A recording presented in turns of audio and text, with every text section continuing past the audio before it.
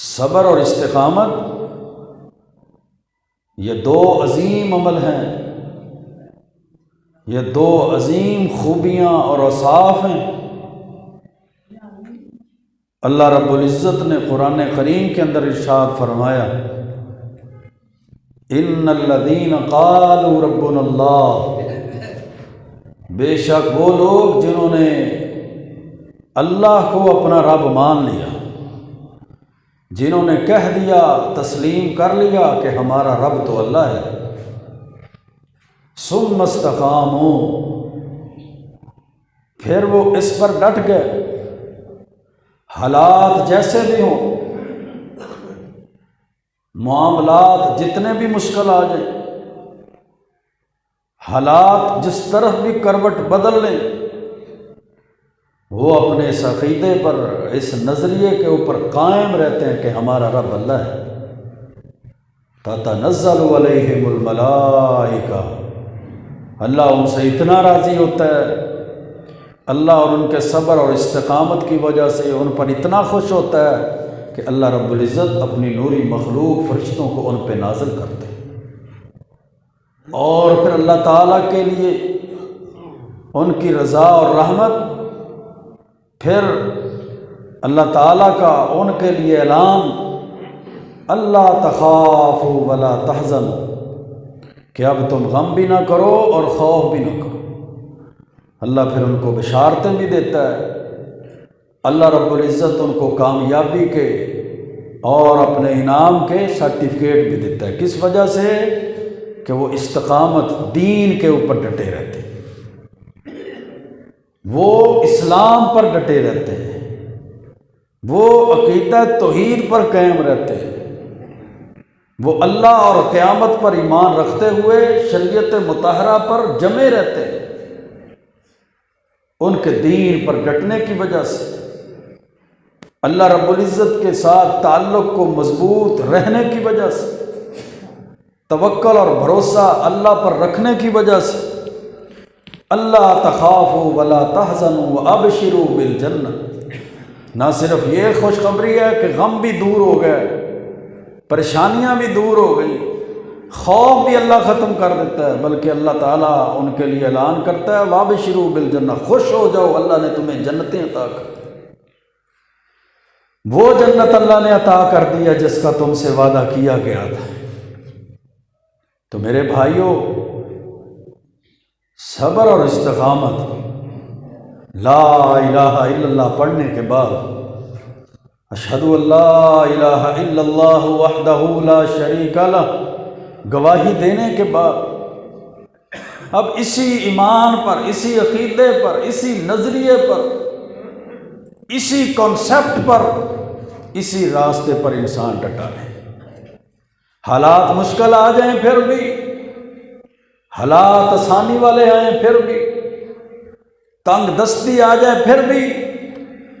خوشحالی کے وقت ہوں پھر بھی، بیماری ہے پھر بھی،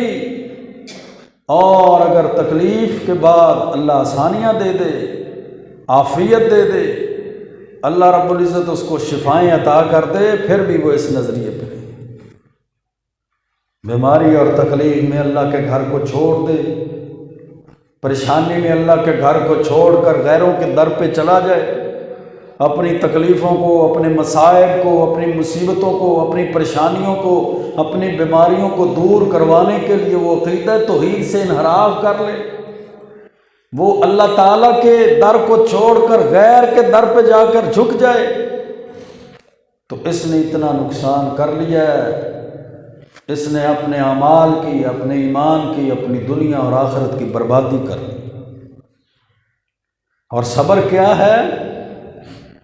کسی خوشی یا غمی کے وقت، مصیبت یا پریشانی میں اپنے آپ کو قابو رکھتے ہوئے اللہ رب العزت کی مقرر کردہ حدود کے اندر رہنا۔ اللہ نے جو حدیں مقرر کر دی ہیں، خوشی میں بھی وہ اللہ کی حدوں کو پامال نہیں کرتا، غم آ گیا ہے تو غم کے اندر بھی وہ اللہ کی مقرر کردہ حدود کو پامال نہیں کرتا، تنگ دستی کے ایام ہیں تو تنگ دستی کے ایام میں بھی اللہ کی حدوں کو پامال نہیں کرتا۔ اگر اللہ رب العزت نے فراوانی دے دی ہے، مال اور دولت کی ریل پیل ہو چکی ہے، اللہ نے اس کو فصلیں، اس کی آمدن، اس کا کاروبار بڑھا دیا ہے، تو اس کاروبار کے اندر مال اور دولت کی فراوانی میں وہ باغی اور سرکش نہیں ہو جاتا، بلکہ اللہ کی مقرر کردہ حدود کے اندر رہتا ہے۔ یہ ہے صبر، یہ صبر ہے۔ حضرت انس بن مالک رضی اللہ تعالیٰ عنہ فرماتے ہیں کہ اللہ کے محبوب پیغمبر علیہ الصلوۃ والسلام ایک دن ایک قبر کے پاس سے گزرے۔ ایک عورت قبر کے پاس بیٹھی رو رہی تھی۔ آپ نے اس کو فرمایا اتق اللہ واصبری، اللہ کی بندی، اللہ سے ڈر جا اور صبر کر۔ اس نے آگے سے جواب دیا کہ آپ مجھ سے دور ہو جاؤ، آپ پہ وہ مصیبت نہیں پہنچی جو مجھے مصیبت پہنچی ہے، آپ پر وہ تکلیف اور پریشانی نہیں آئی جو مجھ پر تکلیف اور پریشانی آئی ہے۔ آپ کو کیا پتہ تکلیف کیا ہوتی ہے، آپ کو کیا پتہ پریشانی کیا ہوتی ہے، آپ کو کیا پتہ مصیبت کیا ہوتی ہے۔ اس نے اپنی مصیبت میں، اپنی پریشانی اور تکلیف میں یہ بھی نہ پہچانا کہ اس کو واعظ کرنے والی شخصیت کون ہے۔ اتق اللہ واصبری کا درس دینے والی ذات کون سی ذات ہے؟ اللہ کے رسول علیہ الصلوۃ والسلام وہاں سے چل دیے۔ بعد میں اس کو بتایا گیا کہ جس نے تجھے واعظ کیا تھا، درس دیا تھا، نصیحت کی تھی، وہ تو اللہ کے محبوب پیغمبر علیہ الصلوۃ والسلام تھے۔ وہ اللہ کے رسول علیہ الصلوۃ والسلام کے گھر تشریف لائی، آپ کے دروازے پر آئی تو دیکھا کوئی چوکیدار نہیں ہے، کوئی دربان نہیں ہے، کوئی سیکیورٹی گارڈ نہیں ہے۔ وہ اللہ کے رسول علیہ الصلوۃ والسلام کے پاس آ کر کہتی، اللہ کے محبوب پیغمبر، میں نے آپ کو پہچانا نہیں تھا، مجھے پتہ ہی نہیں چلا کہ مجھے بات کرنے والا کون ہے، اب میں نے آپ کو پہچان لیا تو اب میں صبر کرتی ہوں۔ آپ نے فرمایا نہیں، انما الصبر عند الصدمۃ الاولی، صبر تو صدمے کی ابتدا میں ہوتا ہے۔ جب تجھے پریشانی آئی ہے، مصیبت آئی ہے، تکلیف آئی ہے، تو ویلا کرنے کی بجائے، آہو پکا کرنے کی بجائے، بین اور نوحہ کرنے کی بجائے، اپنے گالوں کو پھاڑنے، گریبان کو پھاڑنے، گالوں کو پیٹنے کی بجائے وہاں صبر کیا جائے، کیونکہ انما الصبر عند الصدمۃ الاولی، صبر کا تعلق صدمے، پریشانی کی ابتدا کے ساتھ ہے۔ سارا بندہ ہو بکا کر لے، فوتگی ہے، غم آ گیا ہے، پریشانی آ گئی ہے، کوئی تکلیف آ گئی ہے، کوئی بیماری آ گئی ہے، چوکوں میں، چراہوں میں، محلے میں کھڑے ہو کر اللہ کی رضا کے، اللہ کی تقدیر کے وہ گلے شکوے کرنے کے بعد تھک جائے، پھر کہے چلو جیسے اللہ راضی ہے ویسے میں بھی راضی ہوں۔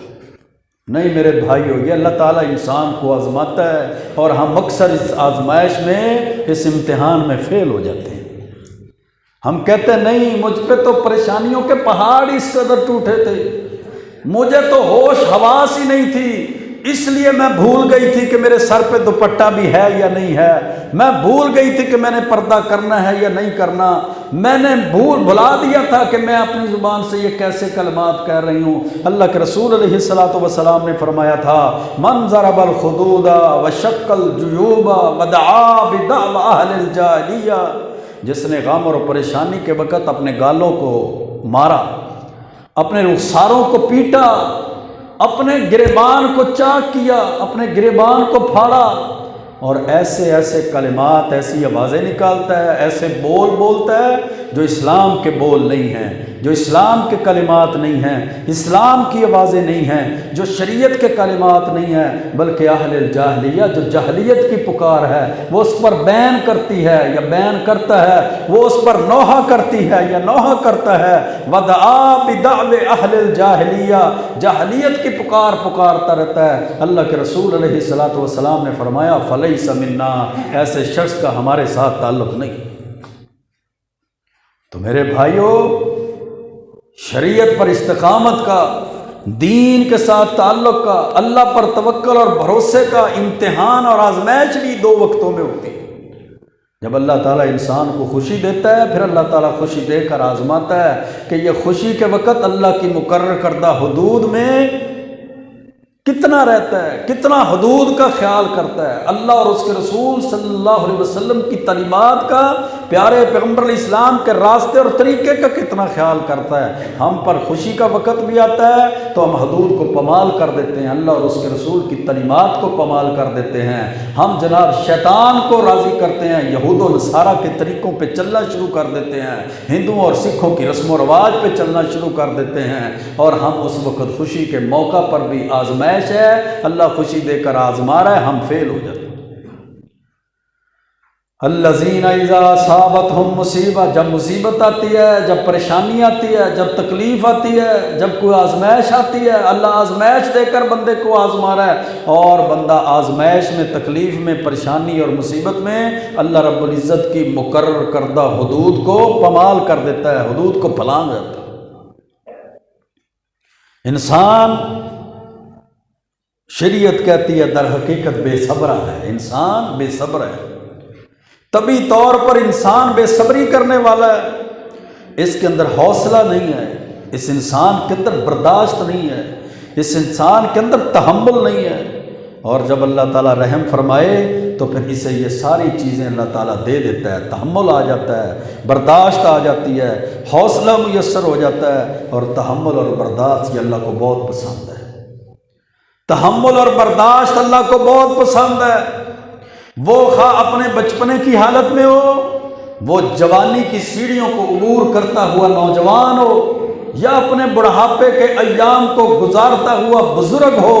اللہ تعالیٰ کو یہ دو چیزیں بڑی پسند ہے، یہ دو خوبیاں جو مومن کے اندر ہیں اللہ کو بڑی پسند، بلکہ اللہ کو تو پسند ہونی ہے اس خاندان کے اندر، اس قوم اور برادری کے اندر، اس محلے کے اندر، اس علاقے کے اندر جہاں ایسا بندہ ہو جس کے اندر حوصلہ بھی ہے، جس کے اندر برداشت بھی ہے، جس کے اندر تحمل بھی ہے، پوری برادری، پورا خاندان اس کی عزت اور وقار کرتا ہے، اس کا احترام کرتا ہے، اس کا اکرام کرتا ہے کہ یہ بندہ بڑا حوصلے والا ہے، بڑی برداشت والا ہے، بڑی تحمل والا ہے۔ اللہ کے پیارے پیغمبر علیہ الصلوۃ والسلام نے اشج عبد القیس کو فرمایا تھا، صحیح مسلم کے اندر حدیث ہے، ان فیک خصلتین یحبہم اللہ، اے اشج عبد القیس تیرے اندر دو خصلتیں ایسی ہیں، یحبہما اللہ ان کو بڑا پسند کرتا ہے، یحبہما اللہ ان دو خصلتوں کو بڑا پسند کرتا ہے، اے اشج عبد القیس۔ کون سی خوبیاں؟ الحلم والانات، پہلا برداشت، تیرے اندر برداشت بڑی ہے، تیرے اندر حوصلہ بڑا ہے، تیرے اندر تحمل بڑا ہے، والانات، اور تو وقار والا شخص ہے، سوچ سمجھ کر فیصلے کرنے والا شخص ہے، تیرا وقار، تیری سوچ سمجھ کر فیصلہ کرنا یہ اللہ کو بڑا پسند ہے۔ اب کون ہے وہ شخص جو اپنے اندر یہ مادہ پیدا کرے، اپنے ذہن میں ان باتوں کو جگہ دے، اپنے دل و دماغ میں اللہ کے محبوب پیغمبر علیہ الصلوۃ والسلام کی اس بات کو بٹھائے کہ میں تحمل کا مظاہرہ کروں گا، میں صبر کیا کروں گا، میں برداشت کیا کروں گا، میرا صبر جواب نہیں دے گا، میں اینٹ کا جواب پتھر سے نہیں دیا کروں گا، میں ایک گالی کے مقابلے میں گالیوں کو بچھاڑ نہیں کروں گا، کوئی بندہ بات کرے تو میں اس کی بولتی بند نہیں کروں گا، کوئی بندہ بات کرے تو میں اس کی عزت کو تار تار نہیں کروں گا۔ اللہ رب العزت نے بہترین معاشرے کی تشکیل کے لیے قرآن کریم کے اندر ارشاد فرمایا، وَلَا تَسْتَوِي الْحَسَنَةُ وَلَا السَّيِّئَةُ ادْفَعْ بِالَّتِي هِيَ أَحْسَنُ فَإِذَا الَّذِي بَيْنَكَ وَبَيْنَهُ عَدَاوَةٌ كَأَنَّهُ وَلِيٌّ حَمِيمٌ، نیکی اور برائی برابر نہیں ہو سکتی، تم برائی کا مقابلہ اچھے طریقے سے کرو، تمہارے اور جس بندے کے درمیان دشمنی ہے اس کی برائی کا اچھے طریقے سے مقابلہ کرنے کی وجہ سے اللہ تو اس کے دل میں تمہارے لیے محبت پیدا کر دے، اللہ اس کے دل میں تمہارے لیے محبت پیدا کر دے گا، کأنہ ولی حمیم، وہ تمہارا دوست بن جائے گا، وہ تمہارا جگری ساتھی بن جائے گا، وہ بدتمیزی کرے تم تمیز سے پیش آؤ، وہ گالیاں دے تم گالیوں کے جواب میں صبر کرو، وہ جناب تمہاری عزت کو تار تار کرنے کے در پہ ہو، تم اللہ پر توکل بھروسہ رکھتے ہوئے صبر سے کام لو، اللہ اس کا بدلہ دنیا میں بھی دیتا ہے، اللہ اس کا بدلہ آخرت میں بھی دیتا ہے۔ دیتا ہے، اور تمہاری مقابلے بازی، تمہارا کمپٹیشن، تمہاری لڑائی تو اس سے پتہ نہیں اس کا انجام کیا ہوگا۔ اللہ تمہارے دفاع کے لیے آسمان سے فرشتوں